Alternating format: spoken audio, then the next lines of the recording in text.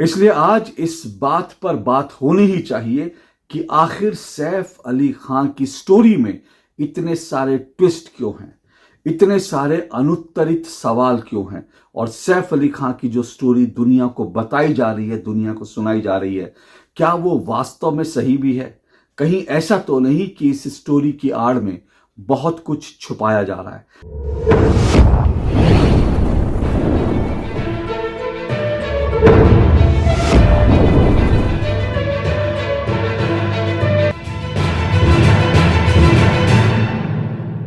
कभी भी किसी व्यक्ति के साथ यदि कोई दुर्घटना घटती है, किसी को यदि चोट लगती है, तो ऐसे व्यक्ति के प्रति हमारे मन में हमेशा सहानुभूति और दया का भाव रहना चाहिए।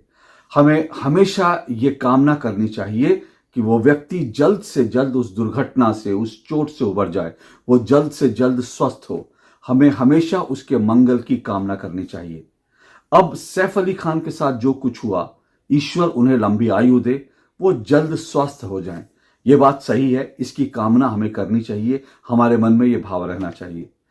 लेकिन सैफ अली खान की जो पूरी स्टोरी है, इसके बारे में जो सवाल उठ रहे हैं, उन सवालों से हम भाग नहीं सकते। दरअसल सैफ अली खान की इस पूरी स्टोरी में इतने सारे ट्विस्ट हैं, जिसके बाद इन ट्विस्ट को देखते हुए, इन सवालों को देखते हुए आज ये सवाल उठाने लाजमी है कि दरअसल सैफ अली खान के ऊपर जो है हमला हुआ, उनको किसी ने चाकू से मारा, वो हॉस्पिटल गए, उनका बेटा उनको हॉस्पिटल लेके गया, और उसके बाद 6 दिन उनका ऑपरेशन हुआ, 6 घंटे तक ऑपरेशन हुआ। 4-5 दिन बाद वो हॉस्पिटल से डिस्चार्ज होके आ जाते हैं और बिल्कुल शेर की तरह हॉस्पिटल जाते हैं, शेर की तरह हॉस्पिटल से आते हैं। ये तमाम चीजें सुनने के बाद अब बहुत सारे सवाल जो हैं हमारे मन में उठ रहे हैं, और इन सवालों से हम भाग नहीं सकते। इसलिए आज इस बात पर बात होनी ही चाहिए कि आखिर सैफ अली खान की स्टोरी में इतने सारे ट्विस्ट क्यों हैं, इतने सारे अनुत्तरित सवाल क्यों हैं, और सैफ अली खान की जो स्टोरी दुनिया को बताई जा रही है, दुनिया को सुनाई जा रही है, क्या वो वास्तव में सही भी है? कहीं ऐसा तो नहीं कि इस स्टोरी की आड़ में बहुत कुछ छुपाया जा रहा है? क्या छुपाया जा रहा है ये हम नहीं जानते। किसी की भी पर्सनल लाइफ में, किसी के घर में क्या हो रहा है, परिवार में क्या हो रहा है, ये हम नहीं जानते। ये बंद दरवाजों के पीछे क्या कहानी हम नहीं जानते। लेकिन जैसा मैंने शुरू में ही कहा कि सैफ अली खान की स्टोरी में बहुत सारे ट्विस्ट हैं और बहुत सारे सवाल हैं। उन सवालों का जवाब मिलना जरूरी है। अब मैं आपको एक एक करके वो सवाल आपके सामने रखता हूं। ये तमाम चीजें सुनने के बाद, ये तमाम चीजें जानने के बाद आपको भी लगेगा जो कुछ कहा जा रहा है, जो कुछ बताया जा रहा है, उसके पीछे दरअसल बताया जो जा रहा है वो कुछ और है, लेकिन जो छुपाया जा रहा है वो कुछ और है। पर सबसे पहले जान लेते हैं, समझ लेते हैं कि ये सारे सवाल उठे क्यों और ये सवाल किसने उठाने की शुरुआत की। दरअसल इन सवालों की शुरुआत जो है वो संजय निरुपम, जो महाराष्ट्र के और मुंबई के एक बड़े नेता हैं, उनके बयान से तमाम सवाल उठने की शुरुआत हुई थी। संजय निरुपम पहले कांग्रेस के नेता थे, राज्यसभा में सांसद भी रहे, और अब वो जो शिवसेना है एकनाथ शिंदे की, शिवसेना एकनाथ शिंदे के वो नेता हैं, चुनाव लड़े थे, हालांकि चुनाव वो हार गए। तो संजय निरुपम ने दरअसल सैफ अली खान जिस तरह से अपने घर वापस लौटे थे, उस वीडियो को लेकर उन्होंने सवाल उठाया, और वो सवाल बड़े लाजमी से हैं। और उन्होंने साफ तौर पर कहा कि भाई ये खान की एंट्री हुई है, जिस तरह से हमको बताया गया कि 6 घंटे तक उनका ऑपरेशन हुआ था, और उनके शरीर के अंदर जो है चाकू का एक टुकड़ा, 2.5 इंच का चाकू का टुकड़ा घुस गया था। और उसके बाद जो है, उसके बाद वो जिस तरह से चलते हुए, शेर की तरह चलते हुए, सीना तानकर जिस तरह से अपने घर में आते हैं, और जिस तरह से उन्होंने लोगों का अभिवादन किया, और जैसे उन्होंने एंट्री ली, उसको लेकर संजय निरुपम ने सवाल उठाया कि भाई जिस व्यक्ति का 6 घंटे तक ऑपरेशन हुआ हो, और इतना उसके साथ इतनी उसकी सर्जरी हुई है, उसके बाद वो इस तरह से कैसे 4 से 5 दिन में जो है रिकवर होकर इस तरह से आ सकता है? उसकी चाल में, उनकी ढाल में कोई परिवर्तन नहीं है, वो जिस तरह से आ रहा जैसे कुछ हुआ ही ना हो, ऐसा तो संभव नहीं है। संजय निरुपम ने जब ये सवाल उठाया तो कई लोगों ने कहा भाई संजय निरुपम ओवर रिएक्ट कर रहे हैं, क्योंकि इस तरह से उनको ओवर रिएक्ट नहीं करना चाहिए। आखिर इतना संजय निरुपम जो है इतना हार्श क्यों हो रहे हैं, ऐसे सवाल उठाना ठीक नहीं है। बहुत सारे सैफ अली खान के और बॉलीवुड के जो स्टार लोगों के जो प्रिय लोग होते हैं, स्टार लोगों के जो प्रशंसक होते हैं, उन्होंने इस पर आपत्ति जताई। बहुत सारे मुसलमानों ने कहा क्योंकि सैफ अली खान मुस्लिम है और संजय निरुपम आजकल एक हिंदूवादी पार्टी में, इसलिए वो सैफ अली खान पे सवाल उठा रहे हैं, क्योंकि वो सैफ अली खान एक मुस्लिम एक्टर है। लेकिन कुछ ही देर में ये हिंदू मुस्लिम का एंगल खत्म हो गया, क्योंकि जो असदुद्दीन ओवैसी की जो पार्टी है, उसमें जो वारिस पठान जो मुंबई के नेता है, महाराष्ट्र के नेता है, वारिस पठान ने भी सवाल उठा दिया कि भाई ये मामला कुछ गड़बड़ लग रहा है। जिस तरह से सैफ अली खां आए हैं, जिस तरह से चलकर आए हैं, उन्होंने भी सवाल उठा दिए। अब ये जो तमाम, जब दोनों लोगों ने सवाल उठा दिए तो हिंदू मुस्लिम का मामला तो खत्म हो गया। लेकिन अभी भी बहुत से लोग कह रहे हैं कि भाई ये सैफ अली खां पर इस तरह से सवाल उठाना ठीक नहीं है। लेकिन मैं आपको बताता हूं कि दरअसल सवाल सिर्फ ये नहीं है, उनकी चाल नहीं है, बल्कि सवाल कई सारे हैं। सबसे पहली बात मैं आपको बताता हूं, जो सैफ अली खां को लेकर के डॉक्टर की जो मेडिकल रिपोर्ट है, जो हॉस्पिटल की मेडिकल रिपोर्ट है, लीलावती हॉस्पिटल की मेडिकल रिपोर्ट है, उसको मैंने अभी देखा है। उसको लेकर के जो उस मेडिकल रिपोर्ट में है वो मैं आपको बता देता हूं, फिर मैं उन सवालों पर आऊंगा। अब ये जो मेडिकल रिपोर्ट है ना, ये मेडिकल रिपोर्ट कहती है कि सैफ अली खां के शरीर में 5 जख्म हुए, 5 उनको जो है इंजरीज हुई। ये इंजरीज कहां हुई? उनके बैक में हुई, पीठ में, उनके रिस्ट में, हाथ में, और हाथ में उनके पट्टी लगी हुई है, तो समझ में आता है उनके हाथ में एक पट्टी बंधी हुई है काले रंग की जब वो लौटते हैं। नेक में उनके चोट है, नेक में भी एक आपको जो है वो पट्टी दिखती है, और उनके शोल्डर में और उनके एल्बो में, ये 5 जगह बताई गई कि 5 जगह उनको चोट लगी है। लेकिन इसके साथ साथ इस रिपोर्ट पे एक चीज और बड़ी दिलचस्प है। इस रिपोर्ट में लिखा है कि सैफ अली खां को 4:11 पर, सुबह तड़के 4:11 पर लाया गया, और उनको अफसर जैदी, जो उनके दोस्त हैं, उनका फ्रेंड हैं, अफसर जैदी, वो लेकर आए। अब अभी तक तो कहानी ये हम सुन रहे थे कि सैफ अली खां को उनके बेटे लाए थे। पहले ये कहा गया हॉस्पिटल की तरफ से कि इब्राहिम लेकर आया था, फिर कह दिया गया तैमूर लेकर आया था, छोटा सा बेटा तैमूर लेकर आया था। तो पहले तो इसी में समझ में नहीं आ रहा कि इब्राहिम लेकर गया था, तैमूर लेकर गया था। अब तक तो इन दोनों में जो है भ्रम की स्थिति की, इब्राहिम लेकर गया, तैमूर लेकर गया। अब ये तीसरा नाम आ गया, अफसर जैदी लेकर आया। अब ये अफसर जैदी जो है वो हॉस्पिटल लेकर आया। तो सवाल यह है कि आखिर अफसर जैदी को यह खबर कब पहुंचाई गई, अफसर जैदी को कब बताया गया? क्या किसी ने फोन किया था, या वो सलमान खान के, माफ कीजिएगा, वो सैफ अली खां के साथ ही उनके घर में थे अफसर जैदी, और वो लेकर गए? तो वो लेकर अगर वो गया तो फिर सवाल है अफसर जैदी को भी क्या गाड़ी चलानी नहीं आती? और सवाल यह है कि अगर अफसर जैदी को बुलाया गया था कहीं से और वो उसके बाद सैफ अली खां को लेकर हॉस्पिटल पहुंचे, तो क्या अफसर जैदी को भी जो है गाड़ी चलानी नहीं आती, और उनके पास भी गाड़ी नहीं है क्या? ये तमाम सवाल जो है उठने बड़े लाजमी हैं। ये मेडिकल रिपोर्ट ये भी कहती है कि जो सैफ अली खान है, उनके शरीर में जो कुल मिलाकर 0.5 सेंटीमीटर से लेकर 1.5 सेंटीमीटर तक के घाव हैं। अब ये घाव तो चलो समझ में आता है, 0.5 से 1.5 सेंटीमीटर के घाव, लेकिन डॉक्टर ने ये क्यों बताया कि उनके शरीर में जो है 2.5 इंच का, मैं सेंटीमीटर नहीं, 2.5 इंच का चाकू का टुकड़ा उनके, और उसको ऑपरेशन करके निकाला गया। 2.5 इंच समझते हैं? मैंने आपको समझाने के लिए एक 2.5 इंच का नाप करके एक टुकड़ा कागज का रखा है। सोचिए ये 2.5 इंच है, आप इसको देखिए, ये 2.5 इंच है।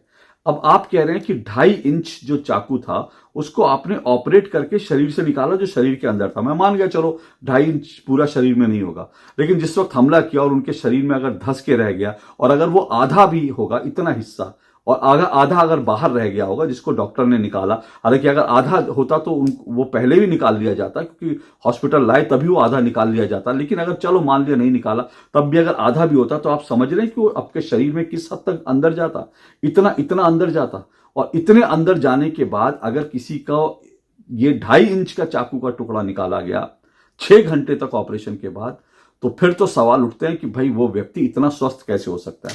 जो ये जो सैफ अली खां का वीडियो है जिसमें वो आ रहे हैं, उसको दिखाकर कई जो जर्नलिस्ट हैं, कई लोगों ने डॉक्टर से, मैंने भी एक डॉक्टर से सलाह करी, भाई उनसे कहा कि 6 घंटे का ऑपरेशन और 2.5 इंच का चाकू अंदर घुसा, शरीर पर 5 जख्म है, तो जो जिस तरह से एंट्री हुई है, क्या वो व्यक्ति इतनी जल्दी स्वस्थ होकर इस तरह से चलकर जा सकता है? सभी डॉक्टर्स कहते हैं ये असंभव है, ये असंभव है, ये सिर्फ चमत्कार हो सकता है कि कोई चमत्कार हुआ तभी ऐसा हुआ। अब ऐसा कौन सा चमत्कार हुआ सैफ अली खान के साथ हम नहीं जानते, लेकिन इतना जरूर है कि ये असंभव है, हर किसी के साथ नहीं हो सकता। फिर जिस तरह से डॉक्टर्स ने, जब लीलावती हॉस्पिटल के डॉक्टर्स बता रहे थे, उन्होंने कहा तैमूर लेकर आया था, फिर करो यहां पर झोल है, तैमूर लेकर आया था या उनका दोस्त लेकर आया था या इब्राहिम लेकर आया था, ये अलग झोल है। लेकिन अब वो कह रहे हैं कि जिस तरह से सैफ अली खान आए थे, शेर की तरह चलते हुए आए थे। अब इस कहानी में भी बड़ा लोचा है कि डॉक्टर जो है वो आखिर डॉक्टर हैं कि वो पीआर कर रहे हैं, कि वो कहते हैं कि शेर की तरह चलकर आया था। अब मैं आपको एक और चीज बता देता हूं कि सैफ अली खान जिस बिल्डिंग में रहते थे, सवाल ये भी है, इस बिल्डिंग के अंदर क्या कोई सीसीटीवी कैमरा नहीं था? मतलब चलो मान लिया एक गार्ड था, वो सो रहा था, समझ में आता है, चलो वो इसलिए जो है उनकी वो सो रहा था और वो जो है उसको चकमा देकर जो हमलावर था पहुंच गया। लेकिन क्या पूरे बिल्डिंग के अंदर सीसीटीवी कैमरे नहीं थे? सैफ के घर के बाहर कोई सीसीटीवी कैमरा, सैफ के घर के अंदर कोई सीसीटीवी, घर के अंदर चलो नहीं होता, लेकिन क्या पूरी बिल्डिंग में कोई सीसीटीवी कैमरा नहीं था? सिर्फ एक सीसीटीवी कैमरे का जो पुलिस ने जो फुटेज दी वो 6ठे माले की है, जबकि सैफ अली खां 12वें माले पर रहते हैं। अगर वो सीढ़ी से उतर रहा है, जो दिखाया गया जो व्यक्ति सीढ़ी से उतर रहा है, तो 6ठे माले पे क्यों? 12वें माले पे कहां से भागा वो? 12वें माले से 10वें माले और 9वें माले 8वें माले यहां तक कैसे आया? और बिल्डिंग के अंदर वो उसके बाद घूम रहा था, ये भी बताया जा रहा है वो अंदर बैठ करके वो जो है घास में बैठा था और वहीं पे छुप गया था, कहीं सीसीटीवी में नहीं आया। और फिर सबसे बड़ी बात यह है कि सैफ अली खां के जो जब उन पर हमला हुआ तो ये बताया जा रहा है उनके घर में जो करीब 4 से 5 मर्द जो हैं पुरुष नौकर थे। अब 4 से 5 ये पुरुष नौकर थे, कहां थे भाई? इनमें से कोई भी क्यों नहीं था? फिर सवाल यह भी करीना कपूर कहां थी? एक तरफ कहा जा रहा है कि करीना कपूर अपनी फ्रेंड्स के साथ पार्टी कर रही थी, दूसरी तरफ घर के नौकर हैं वो कहते हैं करीना कपूर घर पे थी। अब करीना कपूर घर पे थी या पार्टी कर रही थी ये भी नहीं पता। इस बीच खुद सैफ अली खान ने जो बयान दिया है, उनके बयान से ये पहेली और ज्यादा उलझ गई है, क्योंकि सैफ अली खान ने पुलिस को जो बयान दिया है उसमें उन्होंने ये कहा है कि मैं और करीना अपने कमरे में थे। तो सवाल ये उठता है कि अगर करीना भी उस समय मौजूद थी तो करीना ने मदद के लिए किसी को फोन क्यों नहीं किया? क्या करीना को भी गाड़ी चलानी नहीं आती? ये तमाम सवाल हैं जो इस पूरे मामले को और ज्यादा उलझा रहे हैं। और अगर ये सब हमला हुआ तो हमला होने के बाद चलो मान लिया ड्राइवर नहीं थे, क्या फोन भी नहीं था घर में? अरे पहले बात होती है कि आप घर में जो जो सबसे करीब होता है उसको आप फोन करके बताते, तो सबसे करीब तो करीना थी, करीना कपूर को फोन करके नहीं बताएगा। और पूरी बिल्डिंग में एक ड्राइवर नहीं था जो सैफ अली खान को हॉस्पिटल ले जा सके। ये सारी चीजें जो हैं वो उनके सवालों के जवाब हमको नहीं मिल रहे और इसीलिए ये सारी कहानी में बड़े झोल दिख रहे हैं। मुंबई की सबसे सुरक्षित इमारत मानी जाती है जहां वो रहते हैं, और मतलब उसमें हाई प्रोफाइल लोग रहते हैं। हाई प्रोफाइल जहां लोग रहते हैं वहां पर सिक्योरिटी की ऐसी लचर व्यवस्था कि सैफ अली खान को कोई 12वें मंजिल तक घुस करके जो है चाकू मार देता है और उसके बाद वो चाकू मारकर भाग जाता है। उसके बाद सैफ अली खान वहां से निकल कर चले जाते हैं और जो है वो ऑटो ढूंढकर वो चले जाते हैं और पूरी बिल्डिंग में कोई सिक्योरिटी गार्ड जो है वो नहीं देखता, पूरी बिल्डिंग में किसी को नहीं पता चलता। ये सारी चीजें जो है अविश्वसनीय सी लगती हैं। सबसे इंपॉर्टेंट बात फिर से कह रहा हूं कि पूरी बिल्डिंग में, आखिर बिल्डिंग के एंट्रेंस पे कोई तो सीसीटीवी कैमरा होगा। अगर सैफ अली खान को वास्तव में चाकू लगा था, वो खून से लथपथ थे, तो फिर वो सीसीटीवी फुटेज सामने आ जानी चाहिए ना। वो सीसीटीवी फुटेज कहाँ है? या हॉस्पिटल में गए होंगे, हॉस्पिटल में सीसीटीवी फुटेज कहाँ है? हॉस्पिटल में जब वो शेर की तरह आ रहे थे खून से लथपथ, और कौन आ रहा था? इब्राहिम था उनके साथ या उनका दोस्त था या फिर कौन था? ये तमाम चीजें हैं जिसको लेकर सवाल उठ रहे हैं कि भाई ये, और जब तक इन सवालों के जवाब नहीं मिलेंगे तब तक जो है मुझे लगता है इस स्टोरी को लोग अविश्वसनीय मानेंगे, लोग ये मान के चलेंगे इस स्टोरी में झोल है, ये स्टोरी सही नहीं है। तो इस स्टोरी का जो सच है वो मुझे लगता है देश के सामने आना चाहिए। अब कैसे आएगा ये कहना मुश्किल है, लेकिन इतना तय है जो स्टोरी बताई जा रही है, सुनाई जा रही है, इसमें झोल है और इसमें इस स्टोरी को बताकर दरअसल क्या देश से छुपाया जा रहा है, ये सबसे बड़ा सवाल है। अब इन सवालों के जवाब कब मिलेंगे, कैसे मिलेंगे, कह नहीं सकते, लेकिन ये सवाल तो खड़े होंगे और सवाल तब तक खड़े होते रहेंगे जब तक इनके जवाब नहीं मिलते। आज के लिए इतना ही। नमस्कार।